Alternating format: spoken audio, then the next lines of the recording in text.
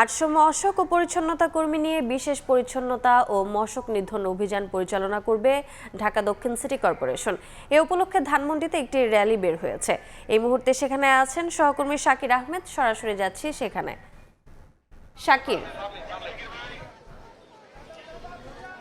ঢাকা দক্ষিণ city corporation Dhanmondi আবাসিক এলাকা, রবীন্দ্র সরোবর সহ পার্শ্ববর্তী যে এলাকাগুলো রয়েছে সেই এলাকাগুলোতে তারা কিন্তু অভিযান পরিচালনা করছে। সেটি প্রথমত মশক নিধন অভিযান, পাশাপাশি পরিষ্কার পরিচ্ছন্নতা অভিযান। এই অভিযানটি 8টা থেকে শুরু হয়েছে এবং এটির উদ্বোধন যেটি হয়েছে, যদি আমরা দেখাতে চাই যে আসলে এটি র্যালির মাধ্যমে শুরু হয়েছে।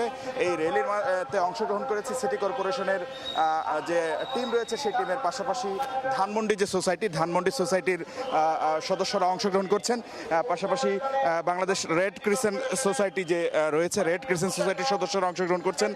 পাশাপাশি বিভিন্ন স্বেচ্ছাসেবী সংগঠন এই যে র্যালি সেটিতে অংশগ্রহণ করছেন। এই র্যালির মূল উদ্দেশ্য হচ্ছে পুরো এলাকাবাসীর মধ্যে ডেঙ্গুর যে প্রাদুর্ভাব বা ডেঙ্গুর যে প্রসার সেটি আসলে রোধে বা ডেঙ্গুর প্রজনন স্থল যেটি রয়েছে সেটি ধ্বংস করার জন্য এলাকাবাসীর মধ্যে সচেতনতা সৃষ্টি করাই হচ্ছে এই র্যালির মূল উদ্দেশ্য, এমনটি বলছেন কিন্তু আয়োজকরা।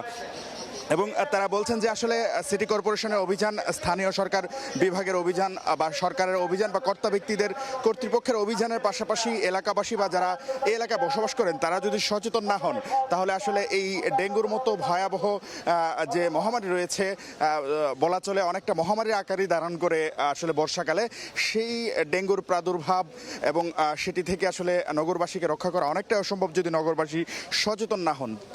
এবং সেই সচেতনতা সৃষ্টির উদ্দেশ্যে কিন্তু আজকের যে এই র্যালি, সেই র্যালি। এবং আমরা দেখতে পেয়েছি এটিতে কিন্তু খুবই আগ্রহের সঙ্গে এই সিটি কর্পোরেশনের টিমের পাশাপাশি তারা কিন্তু রেড ক্রিসেন্ট সোসাইটির সদস্য, ধানমন্ডি সোসাইটির সদস্য সহ বিভিন্ন শ্রেণী পেশার মানুষ অংশগ্রহণ করছেন এবং তারা সচেতনতা সৃষ্টির মাধ্যমে ডেঙ্গুর প্রজননস্থল ধ্বংস সহ মশক নিধন যে অভিযান রয়েছে সেই অভিযানটি তারা কিন্তু আসলে জোরদার করতে চান।